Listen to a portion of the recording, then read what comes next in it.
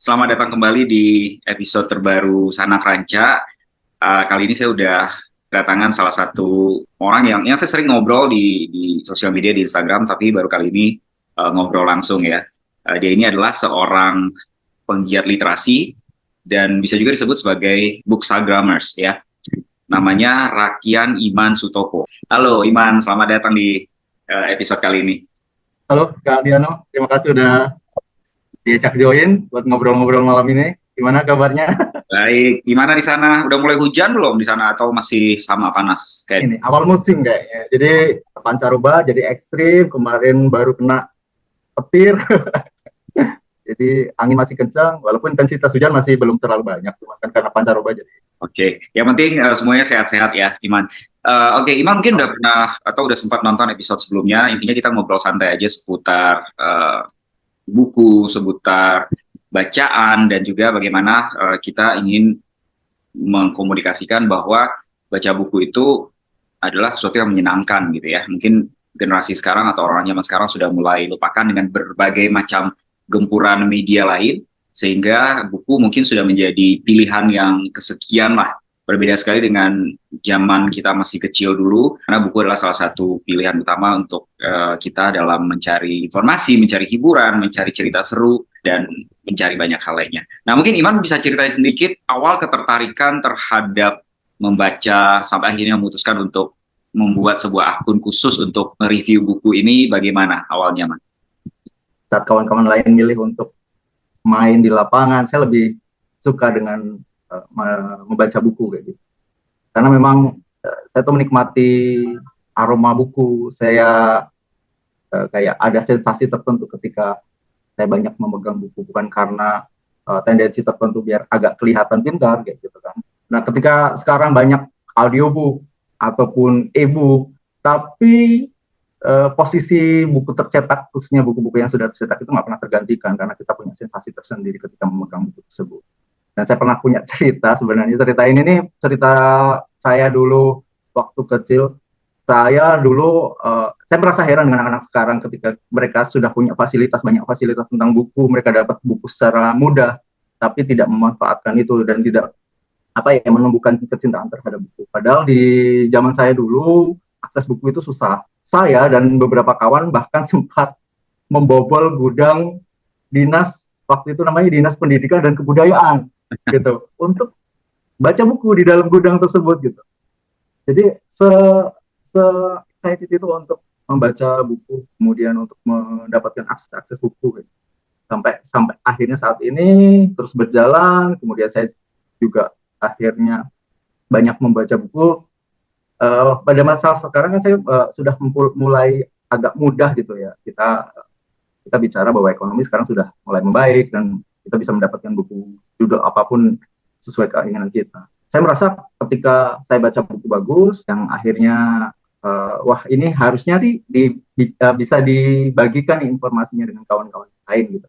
Makanya saya berinisiatif ketika beberapa tahun yang lalu saya berpikir bahwa wah saatnya nih bisa ngobrol tentang buku bareng kawan-kawan gitu. Kita bisa bagi-bagi informasi tentang buku bagus, bisa rekomendasikan, kemudian bisa bisa ya tukar informasi. Makanya semenjak itu saya mengalihkan gitu ya IG saya yang tadinya pribadi menjadi IG yang Buku. fokusnya di buku kayak gitu. Istilahnya adalah sekarang buku Instagram gitu ya. Kurang lebih seperti itu Kak. Dan sampai saat ini ya alhamdulillah banyak kawan yang datang join dan akhirnya kita membentuk satu satu keluarga baru gitu. Kayaknya cerita waktu kecil itu mungkin banyak yang relate ya, Iman ya. Karena saya juga kebetulan tumbuhnya di sebuah desa kecil di Sumatera Barat, dan selain di sekolah, kita tuh cuma punya perpustakaan di kantor kepala desa, itu pun kecil perpustakaannya. Ya, saya masih ingat waktu kecil saya cuma boleh minjem itu kalau nggak salah 2 buku maksimal. Tapi saya pengennya lebih gitu loh. Jadi ya Ya. kalau tadi Iman ngebobol kantor Depdiknas, kalau saya cuma menyelundupkan beberapa buku dari perpustakaan kantor desa. Nah, terus kita juga punya waktu itu ada namanya perpustakaan keliling. Mereka datang pakai bis gede, tapi di dalamnya lengkap. Nah, itu juga saya sempat, bukan saya selundupin sih, tapi saya kayak apa ya, ngebujuk petugasnya supaya saya dikasih lebih. Tapi ya demikian cravingnya waktu itu kita sama medium yang namanya buku ini, karena seperti tadi Iman bilang, ada yang suka aromanya, ada yang memang obses langsung pengen baca, ada yang ya kayaknya nggak bisa aja gitu kalau nggak ada bacaan kalau lagi nganggur. Jadi ada macam-macam yang membuat orang jatuh cinta sama buku. Nah, sekarang kan zamannya udah beda banget. Tadi sempat kita singgung ada e-book, ada sosial media, ada OTT. Ya, orang bisa nonton apapun, orang bisa dapat cerita informasi dari manapun. Nah, bagaimana Iman ngelihatnya apa ya pecinta buku ini? Karena kalau saya lihat di dunia sosial media dibandingkan dengan komunitas lain, secara jumlah, saya lihat dari jumlah followers gitu ya, beberapa bisa bilang book influencer atau Instagramers ini, memang mereka nggak segede, let's say, influencer beauty gitu ya, atau influencer makanan, atau influencer jalan-jalan. Tapi saya nangkap ada ikatan yang luar biasa kuat gitu di antara teman-teman yang aktif di komunitas buku ini dari Sabang sampai Merauke. Nah, menurut Iman apa yang membuat mereka atau termasuk Iman sendiri punya keterikatan yang sangat kuat tersebut? Jujur aja buat saya ini adalah komunitas yang paling gak toksik karena saya perhatiin beberapa ada komunitas film, komunitas musik, komunitas kuliner gitu ya. Komunitas buku ini menurut saya komunitas yang paling gak toksik gitu. Kira-kira rahasianya apa yang membuat kalian sedemikian solid? Memang kalau kita lihat tentang pecinta buku itu, ya kita apa ya kayak melihat kenyataan bahwa buku itu memang jadi hal yang minoritas gitu ya. Nggak perlu harus melihat ke jauh-jauh ke Bookstagram. Di lingkungan kita sendiri aja kita bisa melihat kan. Jadi kalau memang melihat fenomenanya komunitas buku atau pencinta buku itu memang ada di level yang paling bawah ya secara jumlah kayak gitu. Kita bisa melihat dalam lingkungan kita sendiri aja, di lingkungan terdekat kita itu pencinta buku tuh dikit gitu. Karena memang nggak semua orang itu punya paham akan sensasinya gitu.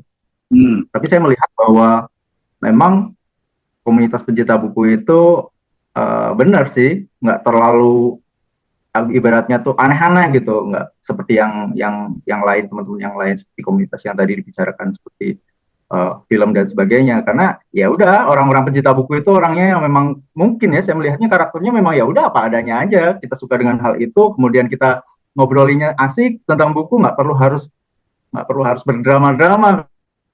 Karena ya sudah sih ini kan bagian dari hiburan kita kan kayak gitu.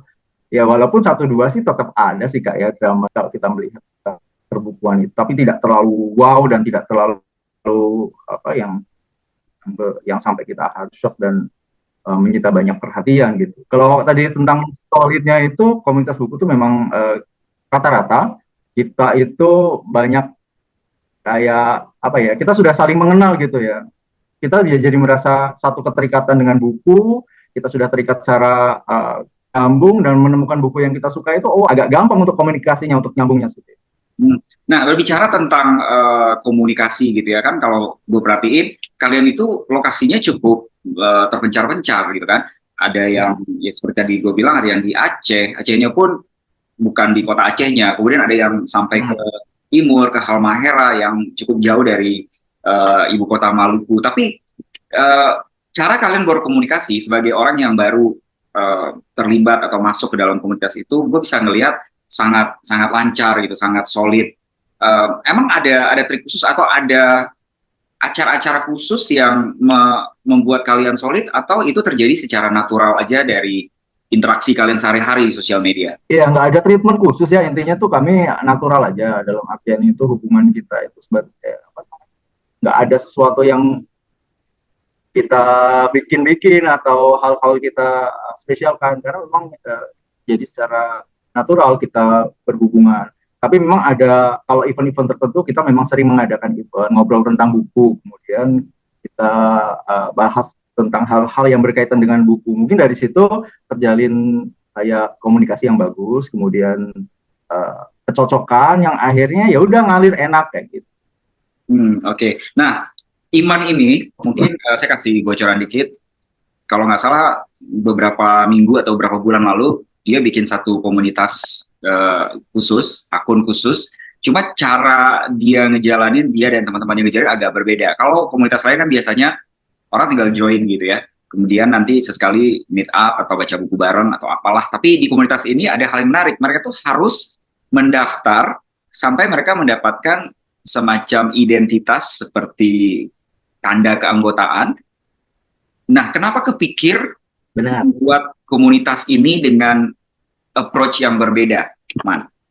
Jadi gini, memang konsep ini saya bikin dengan dua kawan saya, ada Kak Fia Ahmad dan juga Kak Sinta. Itu lokasinya satu saya di Sumsel, kemudian Kak Fia itu di Jember, Sinta ada di Pangkal Pinang. Kami memang sudah lama terjalin gitu, jadi temenan. Memang sudah sering ngobrol bareng via DM, dan kita tuh memang punya grup kayak WA khusus yang ya hanya ngobrol bertiga gitu. Tapi suatu saat saya pikir nih, kenapa kita nggak coba ajak kawan-kawan lain aja buat ngobrol seru kayak gitu. Beberapa usulan saya pikir, tapi saya nggak mau nih kalau saat kita ngobrol itu sama orang-orang yang nantinya nggak nyambung, kayak kecenderungannya nggak nyambung itu kan mungkin dari umur gitu kan. Karena saya terus terang sudah berumur, umur Kan namanya setengah tua kan ya? iya setengah tua. Aku gitu. Udah setengah tua, makanya kita mikir jangan sampai kita punya kita ngobrol tapi nggak nyambung. Nah, gimana caranya kita bikin satu komunitas yang berbeda tapi bisa nyambung. Makanya kepikiran untuk bikin ya yang sudah dalam artian itu dewasa lah, seperti itu, biar komunikasinya tuh enak. Nah, kita bikin satu komunitas.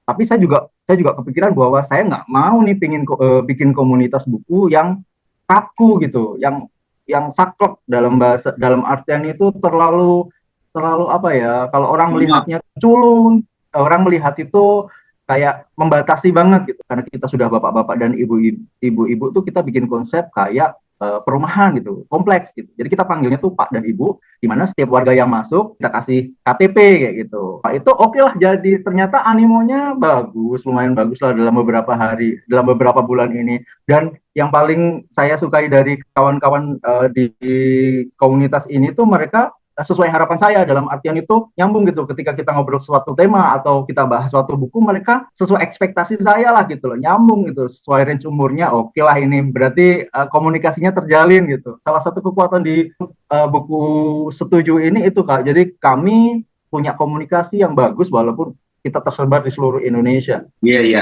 Saya juga follow lah pasti ya Kubu Setengah Tujuh, dan menurut saya ini salah satu komunitas buku di Instagram yang tidak hanya aktif, tapi kontennya itu sangat informatif dan yang paling penting itu sangat menghibur gitu. Kalian tuh bisa mengcapture tren sekarang, kan orang sekarang obses sama memes, sama video lucu, sama video-video yang viral yang mungkin ya orang cuma bisa temuin di TikTok atau di Twitter. Tapi somehow kalian, terutama Iman kayaknya tanggung jawab itu ya, bisa mengcurate video-video tersebut lalu dibikin relevan gitu dengan komunitasnya.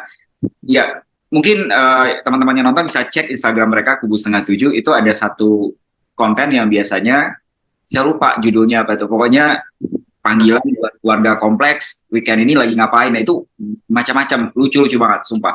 Nah, kenapa kepikir dan sejauh apa tingkat kesusahannya untuk bisa mendapatkan materi-materi tersebut, Iman? Jadi di komplek kami itu pengurus disebutnya, saya kan ketuanya, jadi disebut gitu ya? Pak Ketua, Pak Wo gitu. Oh, Pak Ketua ya, bukan Pak RT ya? RT itu ada Bu Via gitu, Bu RT panggilannya. Lagi Bu RW, ada Bu Sinta. Nah, itu punya tugas masing-masing Kak. Jadi kalau saya memang bagian lebih ke ide-ide, kemudian ada konten, kemudian di Bu RT itu dia kayak semisal kayak kami menyebutnya adalah corong kompleks. Jadi dia itu segala informasi itu harus di Bu Via dulu, baru nanti akan didistribusikan ke kami.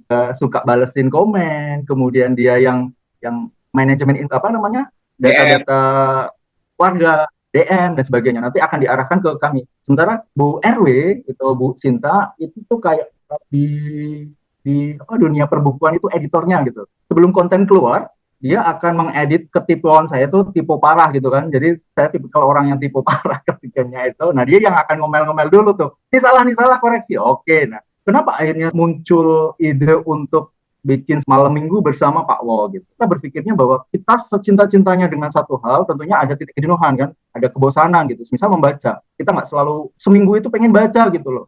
Makanya saya berusaha untuk memberikan refreshing, dalam artian itu ada satu momen, ayolah berhenti dulu bacamu, yuk kita seneng-seneng dulu gitu. Makanya saya malam minggu tuh pengen bikin warga komplek itu ketawa, kemudian lucu-lucuan, balas-balasan komen lucu, tapi masih berhubungan dengan buku. Makanya saya pikir kira-kira apa ya yang bisa menyatukan mereka. Musik kita udah nggak akan masuk. Kenapa kita nggak bikin konten yang lucu-lucu aja, tapi masih relevan? Nah, tingkat kesulitannya memang kadang merasa terbebani sendiri, apalagi Bu RT, Bu Uvia itu ketika hari Jumat atau hari Kamis itu sudah DM, dia udah berisik, Pak, wow siap-siap konten malam minggu. Saya tipikal orang yang tidak suka prepare dulu gitu loh. Saya oke lah yang langsung hari jebret gitu, jadi upload gitu. Kadang sudah tertekan dulu nih, aduh ngasih apa lagi nih buat malam minggu. Yang bebannya lagi adalah sebisa mungkin harus bisa lucu kan kayak gitu untuk menghibur. Awalnya yang agak meraba-raba, sekarang udahlah kita tahu lah arahnya kemana, dan memang ini konten sepertinya paling ditunggu nih untuk malam minggu. Konten senam jari itu kayaknya juga paling ditunggu ya. Karena menurut saya itu juga sangat inovatif. Kan biasanya ada orang atau ada akun besar atau akun komunitas yang mereka nggak terlalu mau feed-nya penuh sama kolaborasi gitu kan. Tapi justru Kubu Setengah Tujuh ini setiap hari Minggu tuh mereka ngebuka akunnya untuk ngajak orang kolaps. Silakan ajak mereka kolaps, tag, nanti mereka akan terima. Yeah. Menurut saya ini juga salah satu konten yang ditunggu oleh banyak warganya, benar nggak? Itu tuh kita istilahnya adalah open house, masih berhubungan dengan istilah-istilah kompleks. Jadi kita membuka collab dengan kawan-kawan Instagram yang khusus yang sudah punya KTP atau istilahnya tuh kartu tanda warga apa-apa gitu ya. Itu kita persilahkan sebanyak-banyaknya hanya di hari Minggu. Konten apapun boleh dimasukkan. Review dari mereka sendiri, itu kita kayak misal bisa berhubungan langsung dengan akun-akun mereka kayak. Kita selalu kayak memprioritaskan warga yang sudah punya kartu tanda anggota dibanding dengan warga yang belum punya gitu.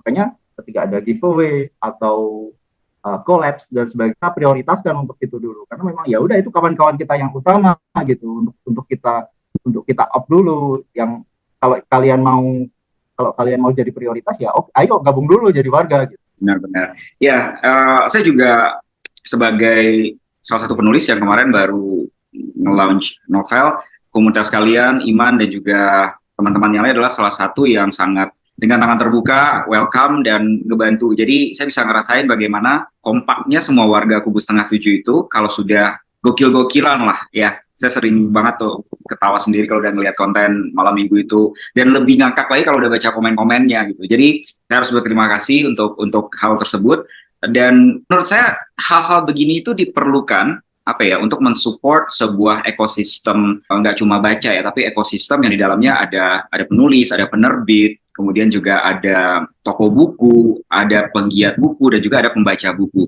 Nah, sebenarnya dalam jangka panjang, objektif kalian apa? Apa yang ingin dicapai dengan komunitas ini? Dari awal terbentuk ya Kak, kita itu memang berusaha untuk kayak memberi ruang khususnya untuk kita para pecinta buku, untuk bisa saling menyemangati, untuk bisa tetap baca, untuk bisa minimal memiliki wadah untuk bisa ayo ngobrol bareng tentang buku. Nah, kedepannya kami berusaha untuk bisa memperbesar ekosistem ini, tidak hanya bagi pencinta buku aja, mungkin juga untuk para penulis. Kami membuka seluas-luasnya, ngasih space kayak gitu kan, seluas-luasnya bagi rekan-rekan penerbit dan penulis itu untuk bisa join, dalam artian itu tidak mengenalkan buku-bukunya kayak gitu. Berbeda dengan komunitas yang lain yang dalam tanda kutip, mohon maaf, ketika mereka collab gitu ya, ada hal-hal yang berhubungan dengan finansial dan sebagainya yang harus dipenuhi. Dengan kami itu nggak ada kayak gitu. Mungkin kawan-kawan penulis hanya menyediakan buku aja untuk kawan-kawan yang lain, sementara bisa lebih luas lah kayak gitu. Tidak membatasi dengan kita harus bayar berapa untuk bisa join ke tempatmu, kemudian ada rate-nya nggak, dan itu nggak sama sekali kayak gitu. Dan sebagai informasi Kak, bahwa kita itu sampai bulan kalau nggak salah Februari atau Maret full collab dengan penulis. Jadi selain Kak Diano, terima kasih sudah support kami juga. Kita juga ada beberapa penulis dan juga rekan-rekan sesama Bookstagram yang sudah, Pak, kita mau join dong untuk bisa gabung, setidaknya untuk membagi buku dengan para warga Setengah Tujuh kayak gitu. Wah, kita seneng banget sih. Sampai Maret kita udah full itu. Gila. Itu menurut saya sih emang bukti bahwa energi positif yang terpancar dari komunitas kalian. Karena saya melihat seperti Iman bilang, memang kalian itu tidak berbicara tentang quantity atau jumlah gitu ya, karena kalian dari awal sudah menerapkan aturan mainnya bahwa untuk menjadi warga Kubu Setengah Tujuh harus mendaftar sampai mendapatkan tanda warga, Dan ini kan sebenarnya kalau dilihat dari perspektif engagement atau reach sosial media itu akan membatasi reach kalian. Tapi Ya, justru menurut saya itu kekuatannya karena mungkin jumlah warganya nggak sebombastis komunitas lain, tetapi engagement rate-nya tinggi banget. Bagaimana kalian bisa saling ya itu tadi berinteraksi, sahut-sahutan, setiap konten apapun tuh langsung disamber oleh warganya.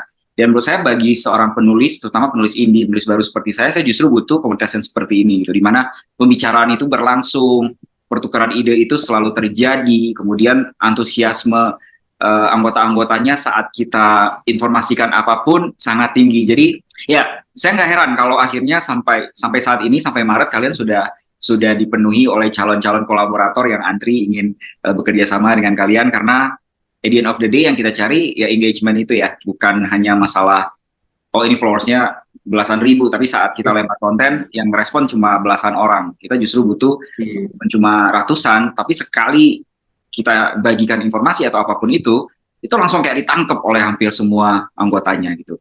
Jadi lagi-lagi saya nggak kaget dan congrats buat kalian untuk hal tersebut, karena saya yakin kedepannya pasti antrian itu akan semakin panjang. Sekarang kita ngomong tentang industri penerbitan di Indonesia. Nah, sebagai seorang pencinta buku, penggiat literasi, atau orang juga aktif di komunitas baca buku ini, gimana Iman ngelihat industri penerbitan buku lokal? Percetakan Indonesia itu kayak belum terlalu mengembirakan ya, dalam artian itu kita negara yang besar tapi terbitannya hanya beberapa saja, dan informasi dari yang saya dapat dari IKP itu di Indonesia per 2015 itu hanya 1.300 sekian yang aktif menerbitkan karya hanya 711. Saya agak apa ya, berbahagia kesininya makin industri itu tidak seperti industri percetakan, itu tidak seperti yang dahulu yang mati segan gitu pun tak mau. Sekarang mereka lebih bermanuver, kemudian menjalankan bisnisnya lebih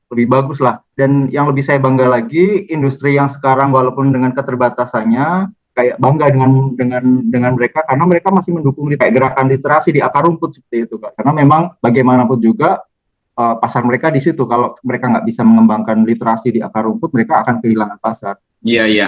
Dulu itu secara distribusi menurut saya industrinya lebih besar. Saya ingat di tahun 90-an akhir atau bahkan di awal 2000-an, itu masih banyak toko buku besar yang survive, yang gila-gilaan lah secara luas space, secara koleksi buku yang mereka jual. Tapi makin ke sini itu makin banyak yang tutup. Walaupun masih ada toko buku besar yang buka, space-nya juga dibikin makin kecil, koleksi bukunya juga semakin kecil.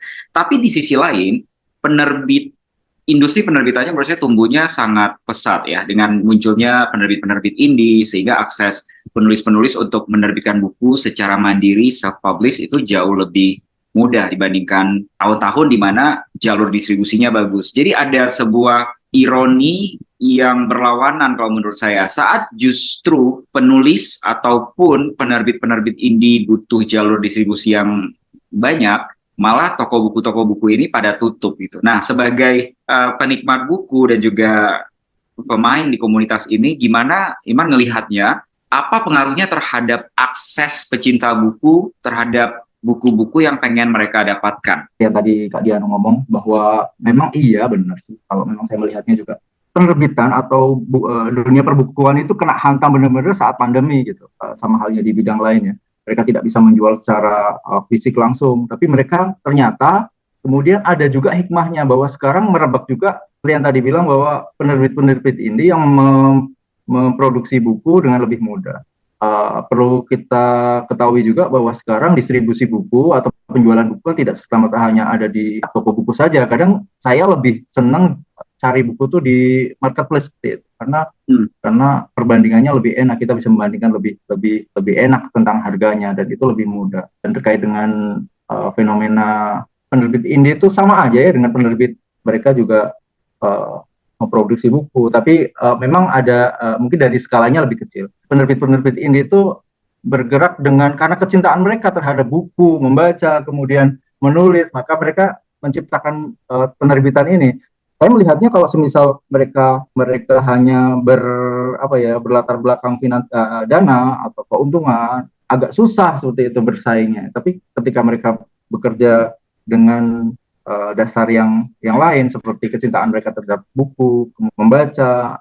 Ternyata ada jalannya kayak gitu. Saya kenal dengan beberapa rekan-rekan yang punya terbitan indie ini seperti Kak Ngadiono dari Jogja, dia punya Diomedia, kemudian ada Mas Tommy Wibisono dari Buku Akik. Mereka memang dari modal yang tidak seberapa, akhirnya dengan semangat, akhirnya bisa ternyata bersaing dan menghasilkan buku-buku yang bisa dibilang bisa menyaingi buku-buku penerbit major gitu. Bahkan terbitannya bisa masuk bestseller di toko-toko buku besar. Iya, iya. The way kalian melihatnya, menurut saya ya, yang patut disyukuri oleh penulis seperti saya yang terbit bukunya lewat jalur penerbitan ini, kalian itu tidak tidak a priori gitu loh, atau tidak memandang sebelah mata terbitan indie. Dan ini penting banget karena semuanya kan kalau dalam terbitan indie ini kita harus bangun sendiri dari nol ya. Kita harus ngebangun masa sendiri, kita harus mencari cara sendiri untuk memperkenalkan karya kita karena memang nature dari industri indie di bidang apapun seperti itu gitu.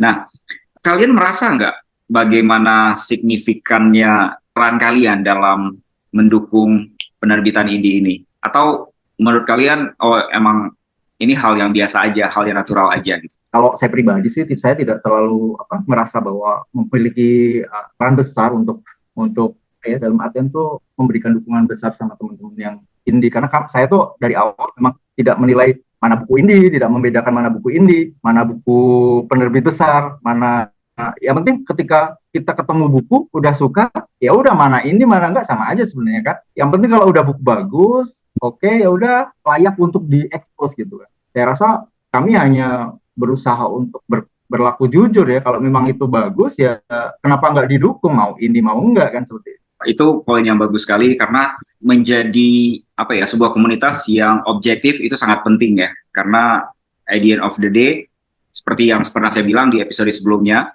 sebenarnya cerita itu pada akhirnya dia akan menemukan audiensnya sendiri kalau dia bagus, apakah itu disupport oleh dana marketing besar atau tidak. Tapi kalau ceritanya bagus, dia akan menemukan cara lah untuk menemukan audiensnya. Dan saya yakin komunitas buku, komunitas baca, dan orang-orang seperti Iman adalah lubang-lubang kecil yang dibutuhkan oleh kita pelaku industri di jalur penerbitan ini untuk menemukan celah tadi gitu. Kita ini kan kayak air ya.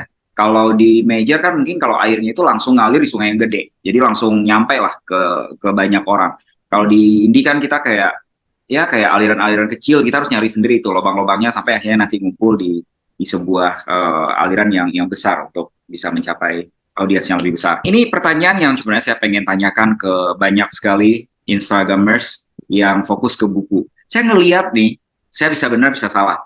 Kebanyakan dari kalian itu introvert. Saya reach out ya ke beberapa orang selain Iman, karena saya ngelihat bagaimana persona kalian di sosial media, terutama di Instagram, dan menurut saya itu sangat menarik, dan saya pengen banget ngobrol-ngobrol yang lebih dalam, gitu ya, supaya saya lebih memahami, dan saya tahu bagaimana cara menavigasi hubungan kedepannya dengan komunitas ini. Mereka semangat, mereka senang diundang atau diajak, tapi mereka juga jujur, maaf Kak, saya itu orangnya introvert, saya lebih senang ngobrolnya itu di sosial media aja. Nah, kebanyakan seperti itu. Benar nggak observasi saya, Iman? Atau kebetulan aja, mungkin saya belum ketemu sama yang extrovert lah gitu. Dominasi para pecinta buku atau bookstagram itu memang introvert. Di kawan-kawan yang lain mereka itu agak susah untuk berkomunikasi. Kawan-kawan saya yang lain itu agak susah berkomunikasi via kontak langsung seperti ini gitu kan. Jangankan untuk ketemu secara fisik, untuk face to face by online seperti aja mereka banyak menolak. Wah Kak, saya ini nggak siap dan sebagainya. Karena kan kami itu punya Great Book, itu di minggu terakhir setiap bulannya kita akan bahas satu buku.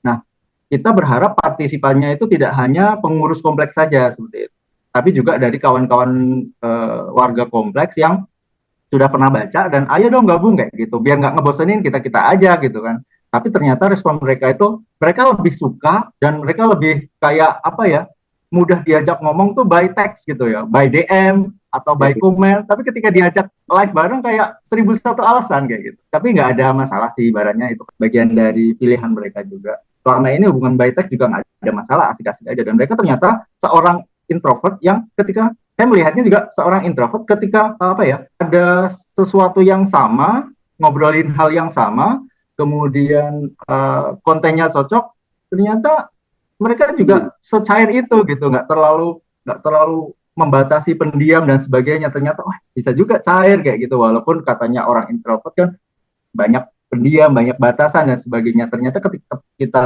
ketemu dalam satu media media yang sama, yang disukai, ngobrolnya enak, dan ternyata oh iya, tapi memang batasan utamanya mereka tidak kayak hilang energi saat saya ketemu secara secara visual seperti ini gitu. Kalau orang yang nggak kenal dekat, orang mikir saya extrovert, tapi sebenarnya kalau dites di MBTI itu saya sebenarnya termasuk yang introvert juga. Jadi introvert itu sebenarnya nggak ada hubungan dengan apa ya, mungkin banyak orang salah dalam membaca karakter introvert extrovert ya. Orang mikir kalau orang introvert, oh dia mungkin nggak bagus berkomunikasi. Sebenarnya nggak ada urusan sama itu, tapi lebih kepada masalah energi tadi yang Iman bilang. Kita sebagai orang Ya, itu cenderung mendapatkan energi dari kesendirian gitu, dari menjauh dari keramaian. Sehingga kalau dipaksa berada di depan keramaian, energi jadi hilang. Nah, itu inti nah, utama dari being an introvert and extrovert. Jadi saya bisa ngerti banget sih. Makanya waktu saya reach out dan mereka alasannya begitu, saya langsung paham. Saya nggak bisa maksa.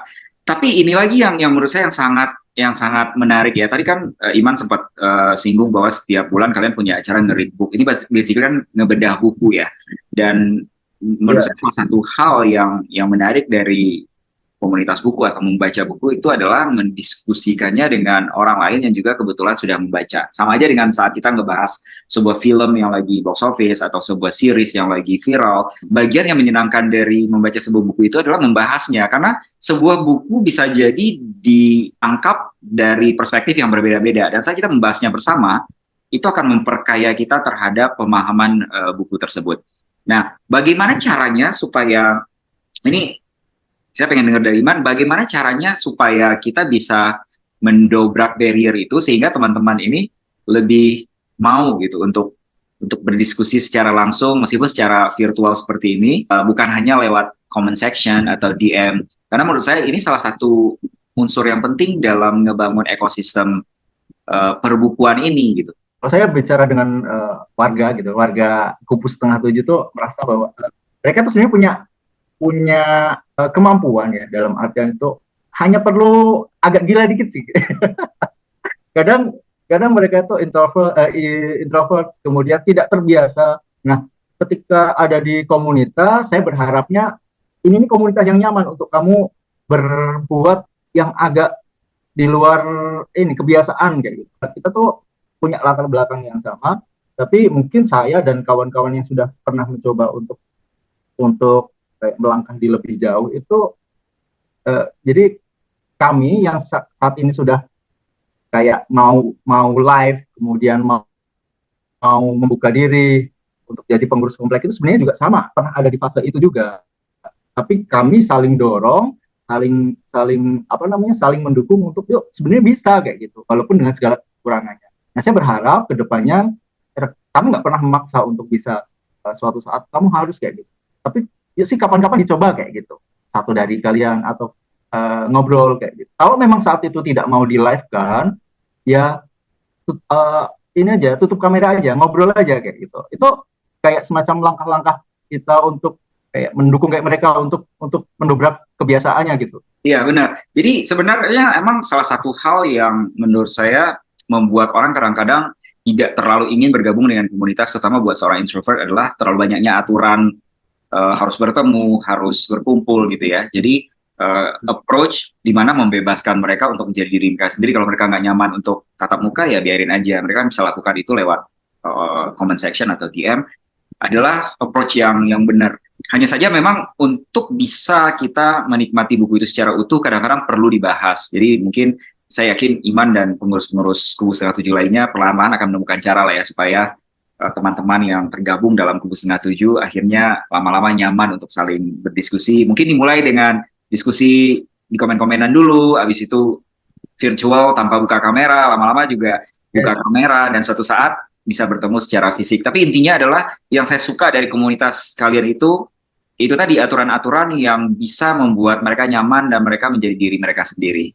kami tuh ya, ada rencana juga Kak untuk kalau biasanya ngobrol langsung live mereka itu terbatas gitu ya. Kita punya rencana untuk mengobrol by Zoom kayak gitu. Jadi tidak di live kan, hanya ngobrol sebatas komunitas saja, orang-orang yang ada di dalam. Jadi mereka itu tidak merasa ditonton kayak gitu loh. Kita Hmm. hanya oh ya ngobrol sharing seputar seputar buku dengan komunitas dan itu bisa buku apapun mereka mau cerita apa kita mas ada rencana untuk ke sana jadi via Zoom itu dan itu tidak diekspos gitu kan tidak diekspos ke apa namanya Sosial konten media. kompleks ya sosial media kompleks kayak gitu. Memang ada sih rencana untuk itu. Rencananya adalah di awal Januari 2024 kita ada sesi kayak semacam di belakang rumah kayak gitu kan ngobrol-ngobrol santai di belakang rumah gitu. Pokoknya semua yang kalian lakukan harus apa ya istilahnya harus nyerempet-nyerempet emang kayak tinggal di sebuah kompleks gitu ya. Jadi biar berasa Iya. meskipun tinggalnya jauh-jauh.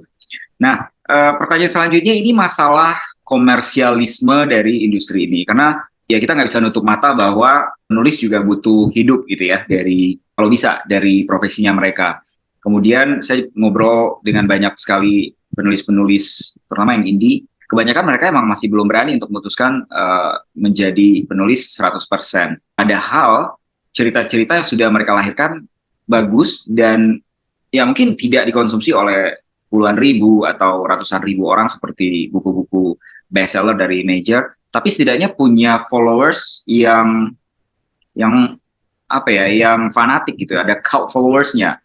Nah kan kalau sudah punya cult followers, terus di tengah jalan, let's say mereka kehilangan motivasi untuk melanjutkan kan sayang gitu ya buat buat si pembaca yang sudah terlanjur invest terhadap karakter atau cerita dari sebuah buku tersebut.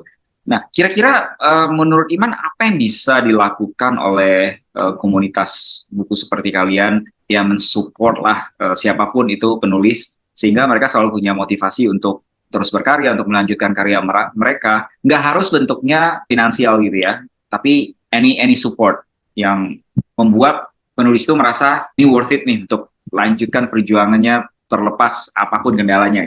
Kalau saya pribadi sih lebih ke dukungan moral ya ke kawan-kawan. Saya menganggapnya saya ketika kenal, terutama salah satunya adalah Kak Diano ini, saya respect dengan karyanya ini yang baratnya itu seperti saya bilang dalam review saya itu ini adalah ledakan ledakan ide yang berbeda gitu ya. Kami terutama di Kubu Setengah Tujuh tuh punya semangat untuk keluargaan yang bagus seperti itu kan. Jadi kami selalu mendukung kawan-kawan. Jangankan untuk penulis ya, kawan-kawan yang lain yang semisal dia lagi malas ngonten, punya kemalasan terhadap baca buku, kita selalu dukung. Ayo bangkit lagi yuk kayak gitu. Apalagi dengan penulis yang hubungannya bagus, kita selalu support. Ayo dong kayak gitu. Setidaknya walaupun itu mungkin tidak terlalu banyak memberi efek yang berarti, tapi kami merasa bahwa dukungan ikhlas dari kami mungkin energi yang tidak seberapa ini bisa membangun kayak apa semangat baru pada penulis-penulis yang mungkin patah semangat atau dan sebagainya ada hal lain yang membuatnya agak drop seperti itu. Kita berusaha untuk itu namanya dalam satu komplek warga kita saling dukung untuk tetap bisa bangkit kayak gitu.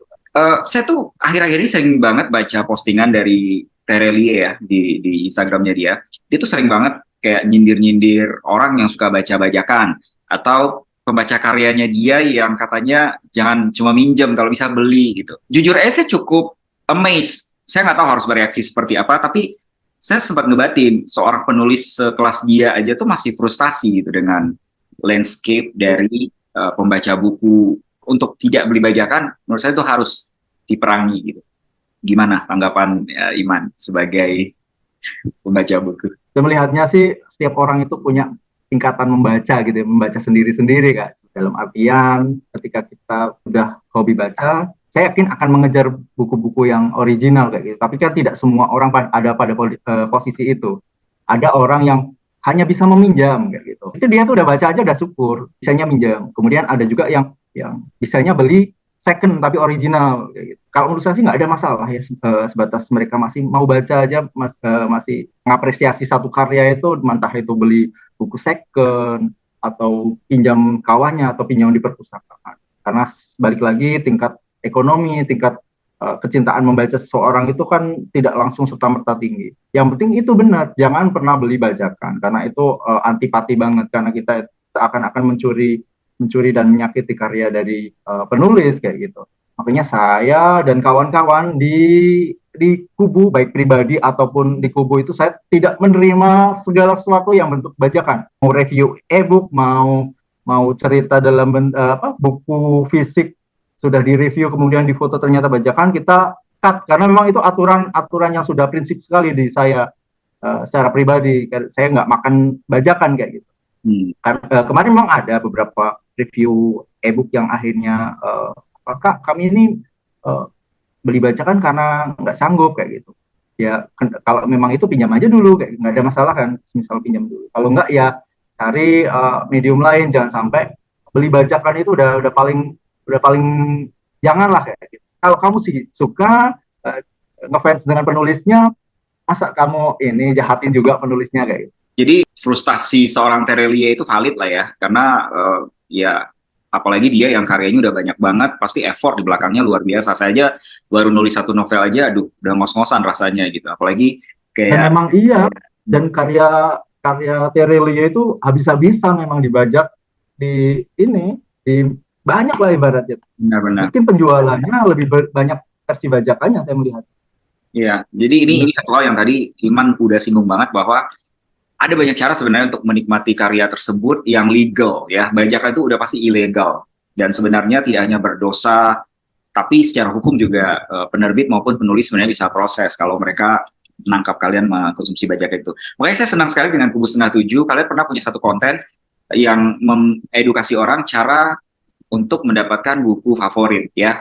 Kalau tidak bisa beli, kalian bisa pinjam ke yang sudah punya atau beli yang pre-love atau konsumsi di media digital yang legal yang memang penulisnya taruh di situ gitu. Dan lagi-lagi kalau kalian memang cinta penulisnya atau cinta karyanya, itu adalah cara yang paling appropriate untuk menunjukkannya, itu yang mensupport mereka mengkonsumsi karya mereka dengan cara yang legal.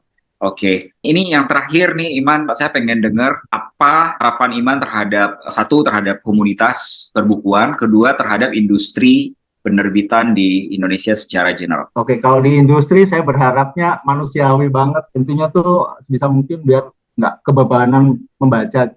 Banyak yang orang suka baca tapi nggak bisa beli buku. Jadi berharapnya suatu saat Indonesia itu bukunya tuh bisa murah gitu. Jadi bisa menjual buku secara besar-besaran tapi dengan harga murah dan original. Kalau di harapan komunitas, saya berharap walaupun kita sudah berumur, tapi tetap tidak terbatasi umur, tapi gitu ya. Jadi intinya saat kita juga pengen berharap komunitas ini besar dan bisa bertemu secara membaca sebuah buku itu akan jauh lebih menyenangkan kalau kita juga punya kesempatan untuk membahasnya dengan orang lain yang sudah membaca juga, karena perspektif kita terhadap sebuah cerita, terhadap sebuah karakter itu bisa jadi berbeda. Dengan membahasnya membuat perspektif itu makin kaya sehingga kita bisa menangkap keluasan dari cerita yang dibangun oleh seorang penulis.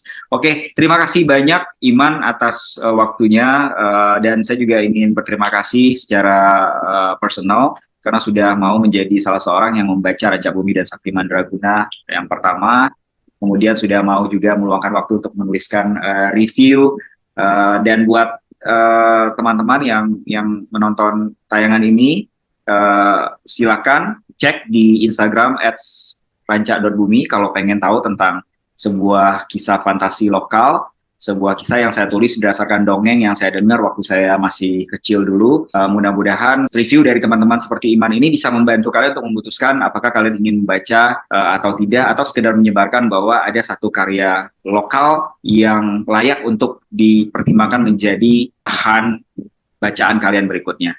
Oke, terima kasih sekali lagi Iman, sukses buat Kubu Setengah Tujuh. Saya nunggu-nunggu banget. Sukses juga buat bukunya. Kita tunggu karya-karya selanjutnya dan jangan lupa siapa tahu suatu saat bisa main ke Kubu Setengah Tujuh untuk saya sangat open untuk undangan kalian ya. Saya sangat senang bisa ngebahas Raja Bumi dimanapun, mau di Kubu Setengah Tujuh atau dimanapun. Anytime kasih tahu aja, saya akan dengan senang hati akan bergabung dengan teman-teman di sana. Oke, sekali lagi terima kasih banyak Iman. Sukses. Sekarang hari Kamis, artinya 2 hari lagi akan ada konten menarik dari Kubu Setengah Tujuh. Dan saya yakin semua warganya udah nungguin. Terima kasih banyak udah hadir di episode Sana Ranca kali ini. Sukses terus dan selamat beristirahat. Thank you Iman. Thank you.